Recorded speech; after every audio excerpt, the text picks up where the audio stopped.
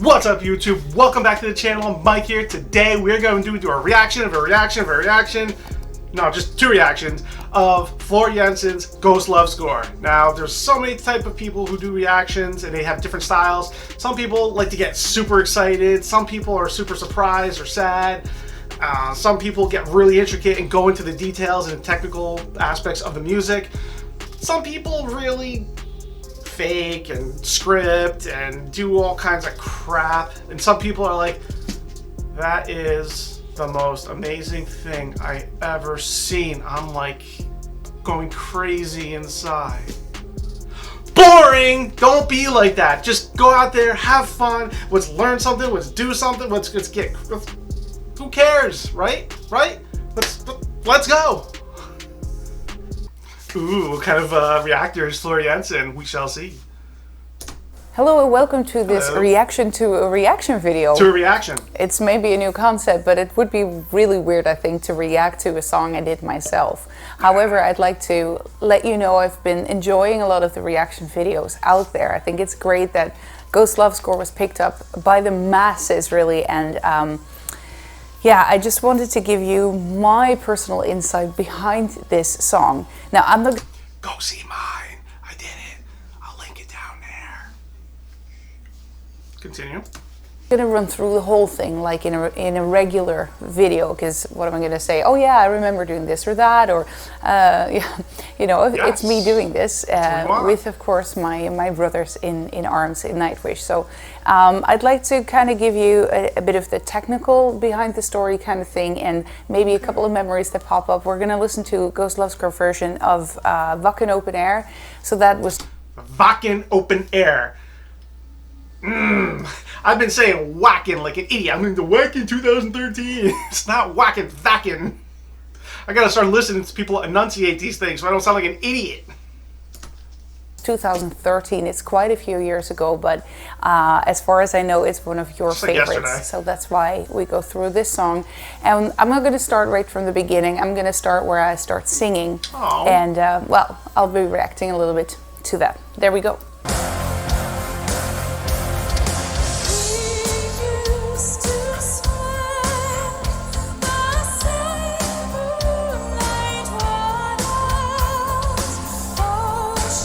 Emppu drinking his beer. Critiquing yourself. Okay. First of all, Wacken Open Air. 80,000 people in front of me. Yeah, I was a bit nervous. Yeah. It was one of the biggest things that I've ever done, and at that time, the biggest thing.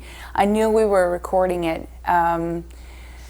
Yeah, the pressure was so humongous, and it was fantastic to just come out on stage and feel like the music just took over and we were going to play this song. And, you know, of course, this was towards the end. The whole show was just magic, and I'm still so proud of how this song turned out. Now, in this very beginning, you have all the excitement that comes with this song, the anticipation of it. Now we're going to do it. But still, I need to sing quite little. I can't just rah! It has to be delicate. So that would be one of the biggest challenges, to kind of get all those feelings into singing the right words and with the right emotion without overdoing it. And yeah, that comes with a lot of control, both up here as physically, because I don't want it to sound too massive. It needs to start delicate and light. And from there we go into this part. Before we get to that part, I have to say, I watched the whole Wacken 2013 show, and every single song was electric. Every single one was magical. I think I pointed out all the ups and downs she does, from very delicate to full belting to right back to something else, and she has so many different styles that she's hitting and she's transitioning to. That makes it so special. And after watching it, I'm like, wow, I saw so many different sides of her and the band that it was just... It was magical. It was one of those shows like Live Aid, 1985 Queen. It's one of those that are just magic. That'll be known forever. So, good job.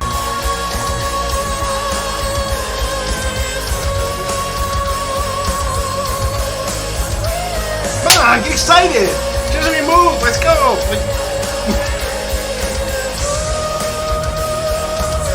think also here's the voice. Well, there I really go into this operatic voice without making it too round, too operatic. It's a bit of a lighter touch of like the head voice, which I found very fitting to the song. Of course, in the original that's also used, but I've been trying to give different kinds of colors to the different emotions and part of the story in this song. And so here I try to not make it too operatic, but with a nice touch there. And yeah, for me, this is one of the favorite parts of the song, really. It's yeah, it just gives me the goosebumps to sing it. You can even see it in the beginning where I just close my eyes and let it come out. It's a joy to sing. We continue.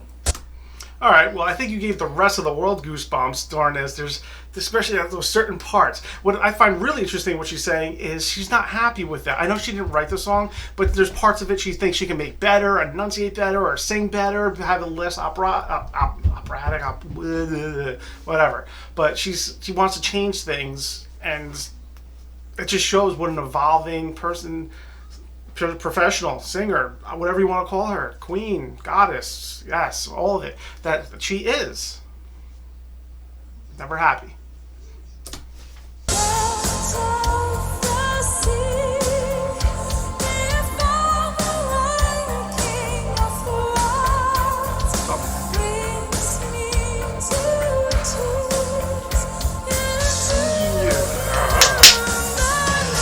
Again. Come on.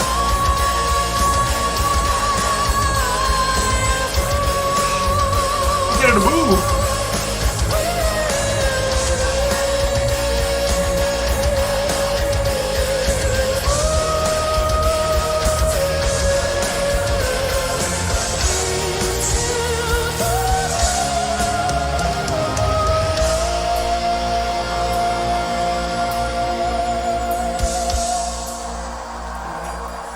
I just love the way that Emppu comes by and just touches everybody in a small little gesture. That's something you don't rehearse. That's nothing not made. That just happens, and that vibe and feeling it's very precious.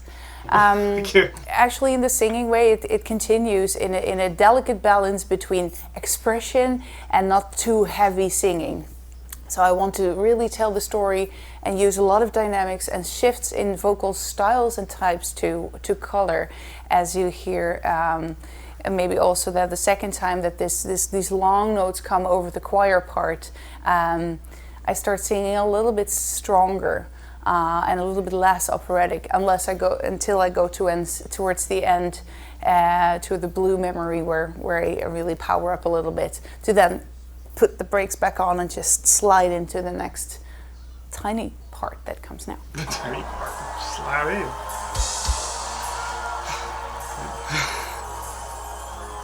Siren from the deep came to me, sang my name, my Lord. Still I write my songs about the dream of mine, worth everything I may ever be. The child will be born again, that siren carried him to me.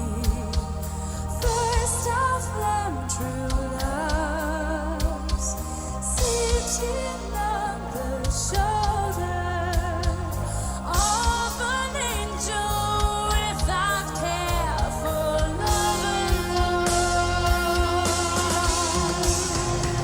alone. Oh, sorry, Emppu, to just stop the solo.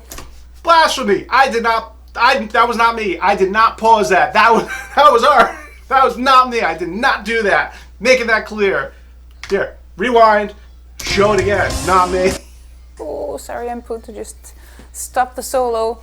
Wonderful to see the crowd also. I mean, I'm reacting to what I'm singing, but I'm also reacting to how you guys were out there in the audience, just feeling it with me. That interaction, despite the huge distance that we have on huge festivals like Wacken, where yeah, there's a big part of me in front of me of stage, and then there's a barrier and security, and yeah, then thanks to the cameras, I can actually see you even more, see how everybody's feeling it, because this song is feeling its emotion. And what I also noticed that's maybe funny to tell is that throughout the years, I did start singing it a little bit different as I did in 2013. Different nuances. It's small things really, but the biggest thing for me in telling the story of this part of the song is constantly playing between the dynamics. A little bit fuller voice, more chest voice, more light head voice, and really try to speak the words so you hear what I'm saying without exaggerating, so that it becomes just technical.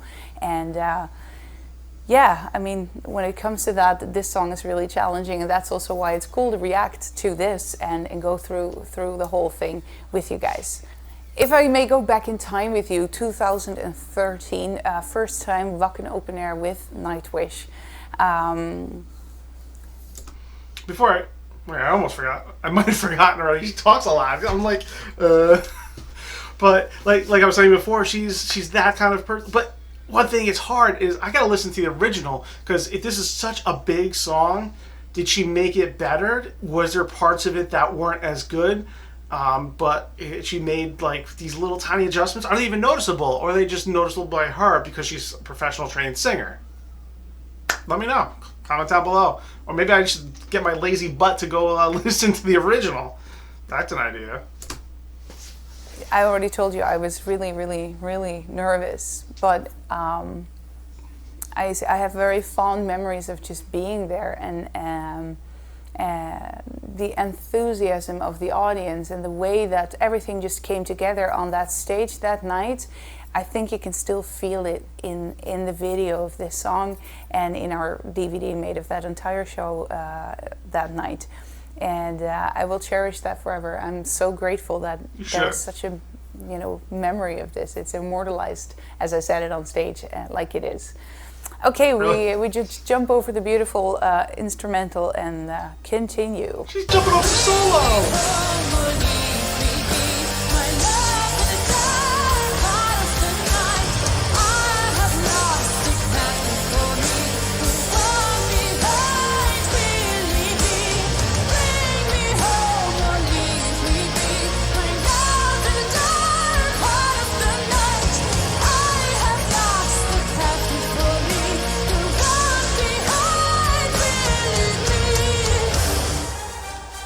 All right, more expression, more power.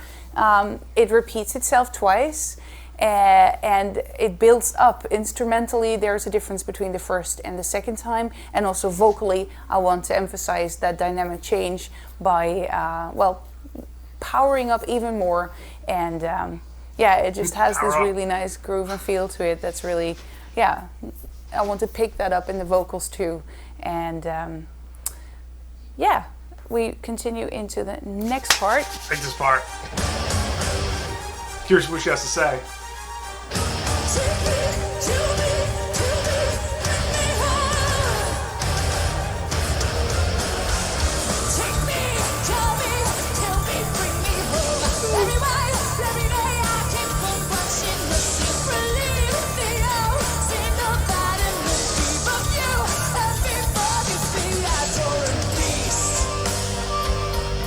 All right, that was a little bit of heavy opera singing along with the choir, and a very expressive, almost theatrical. Okay.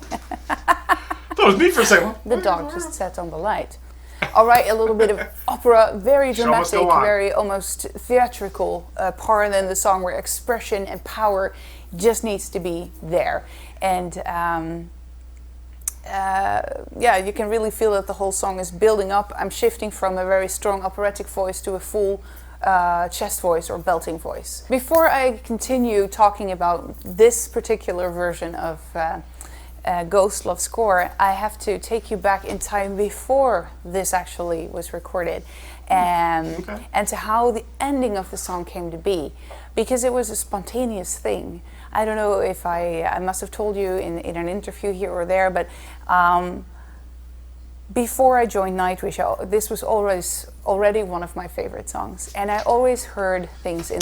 I knew it. I told everybody. She'd listened to this stuff before. She'd just walk on stage and say, "Oh, what is this stuff? Oh, you want me to sing Ghost Love what? Huh?" No, she knew this stuff. She was singing it in her shower before this. I don't want to hear it. The end that I kind of sang along. If I ever sang along with a song, it kind of freestyled into that direction of what it became. And as soon as I started to get more comfortable on stage and knowing the songs with Nightwish, I started to kind of freestyle during the rehearsals during the day, or like with sound checks and stuff. And at some point I just went for it. And I didn't do that before because I didn't feel comfortable enough with what I was doing myself. Nobody was holding me back or anything. But as soon as I started, freestyling, the rest of the band was like, that's kind of cool. We can try that tonight on the show. And so I did. Okay. And one of the first times I really sang it was in South America with that first tour we did together. And it just exploded. Everybody loved it, and it sort of fell into place, and it became my own version of the song as a natural development into this song. And I know now, many years later, it really became such a thing that Ghost Love scores for always on our set list, and I think that's super cool. So we'll continue into the 2013 version of the Wacken show. Awesome for now.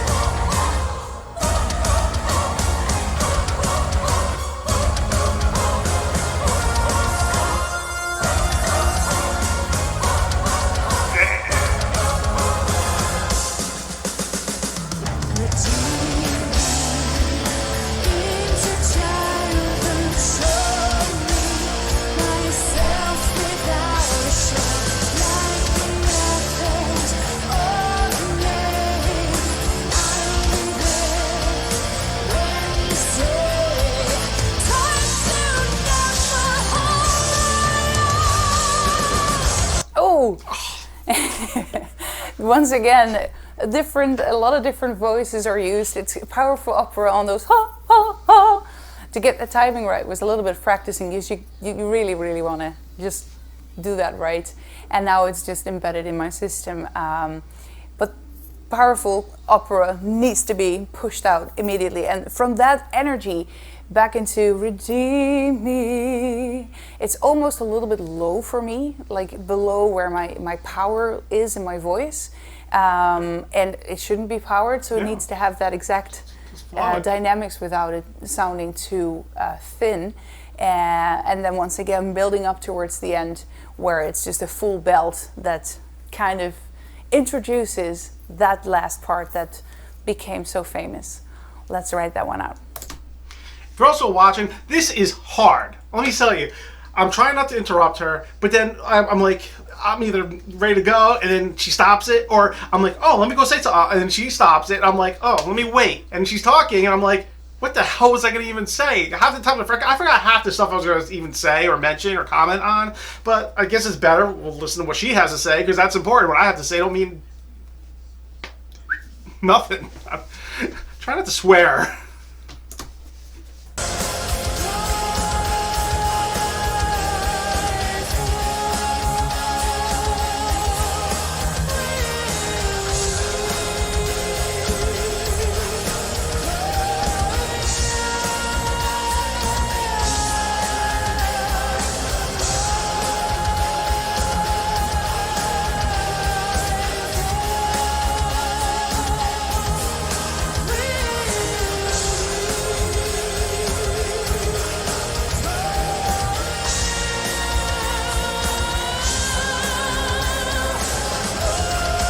Sing. She's like,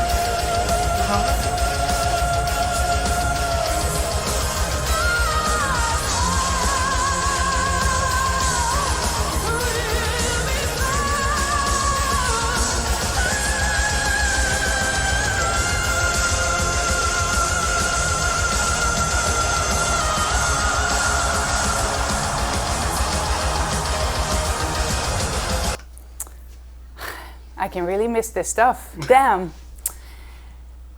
Yeah, there's something about that note that just, I always feel it. Always. How often I may hear it or sing it. She's feeling it right now. I can tell you that. She's like, that, nope.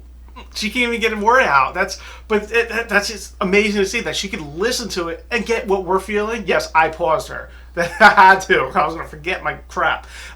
But she's watching it and she's getting the chill. She's getting choked up. She's getting feeling. She's feeling that powerful voice and that spectacular note and how she pitches, shifts it, and goes back up and all that kind of cool stuff.